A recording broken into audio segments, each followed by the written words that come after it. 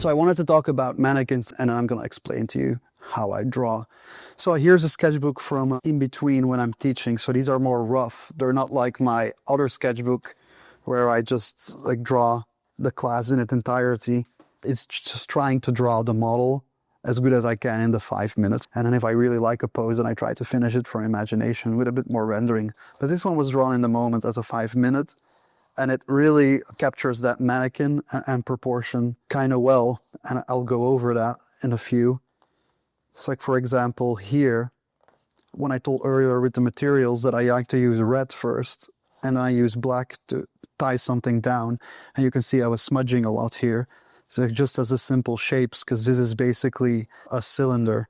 And then you see that I did in the hatching work, and I just splurge over with my finger and take the core shadow.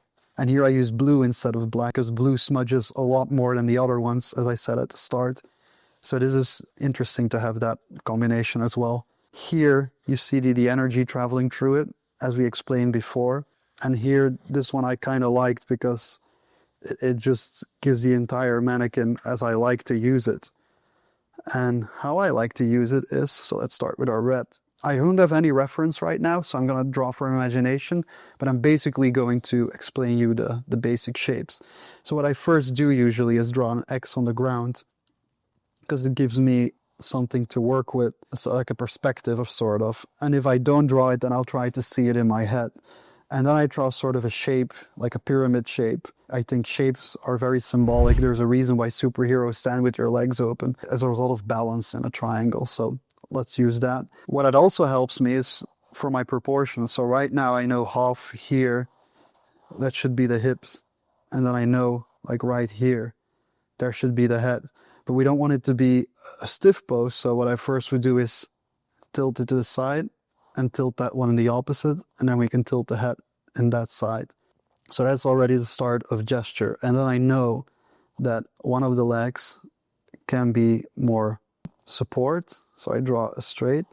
And then the other one could be a resting leg. So it's contrapposto. And then the gesture comes really in here with the spine, like leaning back. And then the head is leaning in that direction.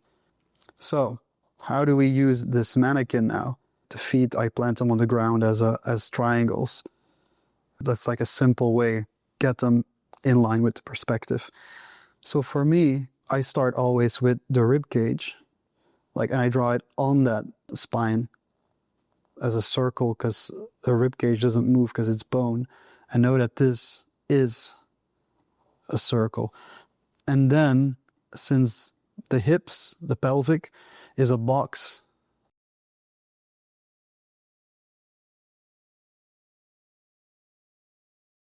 and it's the box with the eyes and the osses, which we will go over with the landmarks. But it is a box that from the side is tilted. And that's the spine. So let's take this box and tilt it. And a lot of people that I see draw this, they don't connect the rib cage with the pelvic. And I always like to do this dome and intersect it with the rib cage, because then I know that I can draw through this. And I have my osses here and my eye is here. And then I just can connect them, because I always feel like they are sort of disconnected with people. And then here, I can do the legs on top of that as a cylinder, going here to your eyes. And draw through. Draw through. You see me drawing through these shapes a lot. The leg.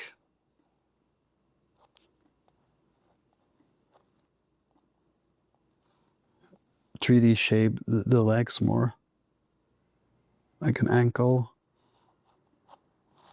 And if you draw these in one another, then these shapes sort of create themselves. And then for the shoulders, here you have your sternum and your acromion.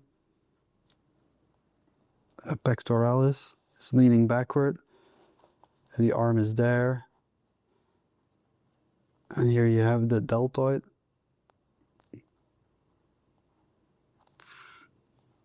And then you can simplify the hand.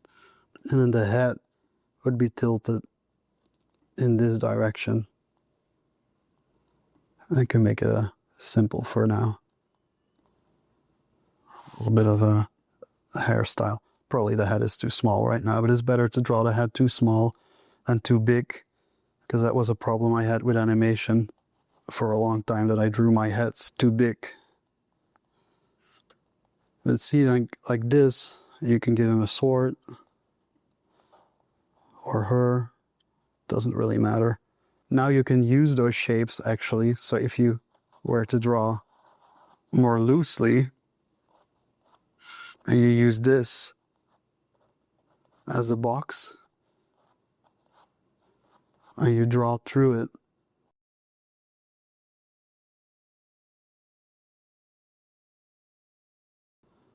and here the arms are sort of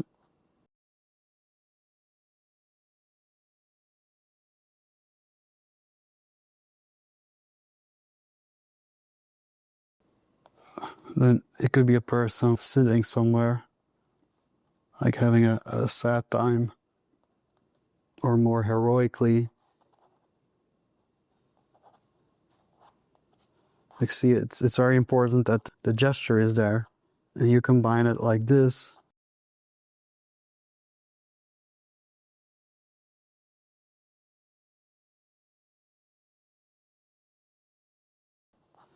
But you see the box is right here. Then this dome that connects the ribcage to that box. Let me reinforce that. The dome, and in 3 dimensions it is like a circle that you would cut in half. And then you have the ribcage here. And then here you would have your navel. So let's draw that one more time. Pectoralis. And they go all the way down here. Connect those. And right here is your external obliques, your cavity of the rib cage, clavicle, acromion. Right here, traps. And if you keep it simple as a tube and you connect them,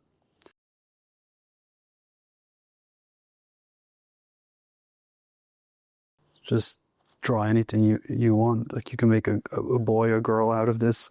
Doesn't really matter. What matters is the anatomy and how you construct it, and how you draw shapes in one another. So here, you apply the circle, and then here for the feet, and that's how you can, to any sketch, you can keep constructing and building. See? And after a while, if you know that your entire shape is this big, then you can add mannequin on it or anatomy. But the point is that you can draw shapes and characters in perspective, out of imagination. Never draw characters like I did here, because even though this is